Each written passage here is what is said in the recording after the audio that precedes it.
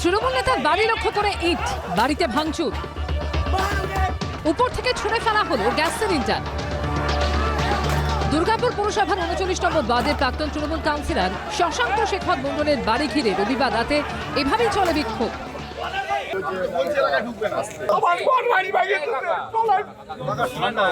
অনেক পয়সা খাইছে, আজ পর্যন্ত গ্রেফতার করতে পারছে, দেখাই দেন একবার। প্রচুর অত্যাচার করে তৃণমূল জমানায় তোলাবাজি, হুমকি সহ একাধিক অভিযোগ উঠেছে প্রাক্তন তৃণমূল কাউন্সিলর শশাঙ্ক শেখর মণ্ডল ও তার দাদার বিরুদ্ধে। স্থানীয় সূত্রে দাবি, ভোটের পর থেকে বেপাত্তা ছিলেন প্রাক্তন তৃণমূল কাউন্সিলর। রবিবার রাতে তিনি বাড়ি ফেরেন, তারপরই তার বাড়ির সামনে পৌঁছে যান স্থানীয়দের একাংশ। আমার বাবার কাছ থেকে ৯০,০০০ টাকা নিচে কাউন্সিলর, যে এখন যাকে বার করে দিতে হবে, না হলে কোয়ার্টারে থাকতে পারবেন না। তৃণমূল নেতার বাড়ি লক্ষ্য করে ছোড়া হয় ইট, আছাড় মেরে ভাঙা হয় চেয়ার, এইভাবে ছুঁড়ে ফেলা হয় গ্যাস সিলিন্ডার, জলের জার।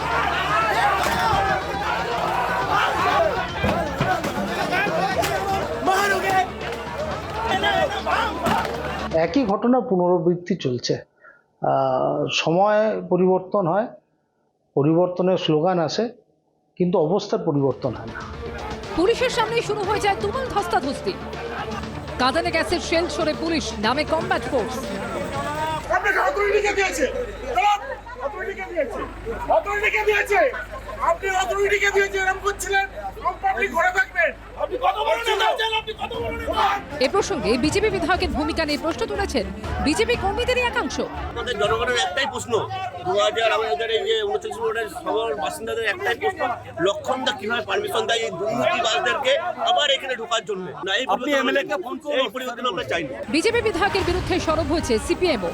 শশাঙ্ক শেখর যে ছেলেটি, যে প্রাক্তন কাউন্সিলর, 1 নম্বরের বড় চিটিংবাজ।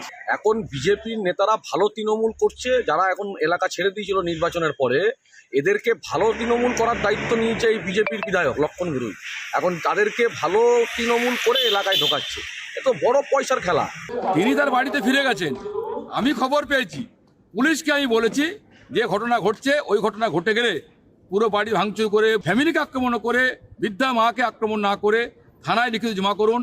থানার পুলিশ তদন্ত করে তার বিরুদ্ধে ব্যবস্থা গ্রহণ করবে। যারা দুর্নীতিগ্রস্ত, কারো রেহাই নেই। রাতেই তৃণমূল নেতাকে উদ্ধার করে কোকোফেন থানায় নিয়ে যায় পুলিশ। মনোজ বন্দ্যোপাধ্যায় রিপোর্ট, এবিপি আনন্দ, পশ্চিম বর্ধমান। বুধবার মধ্যরাতে লজ্জার এই ছবি দেখেছিল ঐতিহ্যের যাদবপুর বিশ্ববিদ্যালয়।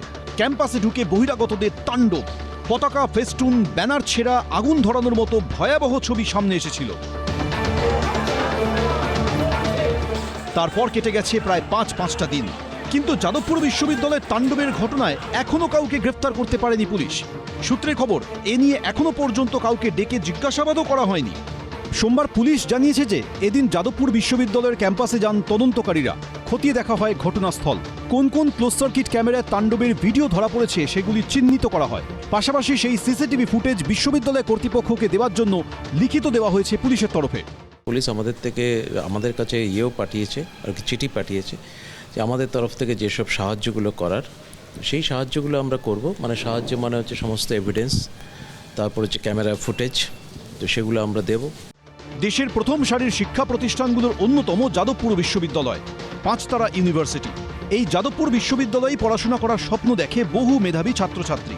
ঐতিহ্যবাহী এই শিক্ষা প্রতিষ্ঠানই বুধবার রাতে বহিরাগতরা ঢুকে তাণ্ডব চালায়, যার 37 ঘন্টা পর যাদবপুর থানায় অভিযোগ দায়ের করে বিশ্ববিদ্যালয় কর্তৃপক্ষ। যা নিয়ে ইতিমধ্যে শুরু হয়েছে বিতর্ক। বুধবার রাতের ঘটনা বা বৃহস্পতিবার ভোর রাতের ঘটনা, কিন্তু বৃহস্পতিবার সারাদিন ক্যাম্পাসে যেরকম কন্ডিশন ছিল, আমি প্রভিসি বা রেজিস্ট্রার আমরা কেউই কিন্তু সেদিন মেন বিল্ডিং আসতে পারিনি বিভিন্ন কারণে। তো তার জন্যে এফআইআরটা লঞ্চ করতে দেরি হয়েছে। বুধবার রাতের তাণ্ডবের এই সিসিটিভি ফুটেজ, সোমবার যাদবপুর বিশ্ববিদ্যালয়ে গিয়ে ক্যাম্পাসের এই সিসিটিভি ফুটেজই সংগ্রহ করার কথা ছিল পুলিশের। সূত্রের দাবি, এদিন দুপুরের দিকে সাদা পোশাকে ক্যাম্পাসে যান কয়েকজন পুলিশ কর্মী। সব মিলিয়ে যাদবপুর কাণ্ডের রেশ এখনই কমার কোনো লক্ষণ দেখা যাচ্ছে না। পার্থপ্রতিম ঘোষ, কৃষ্ণেন্দু অধিকারী, অর্ণব মুখোপাধ্যায়, এবিপি আনন্দ। এবিপি আনন্দ, এগিয়ে থাকে, এগিয়ে রাখে।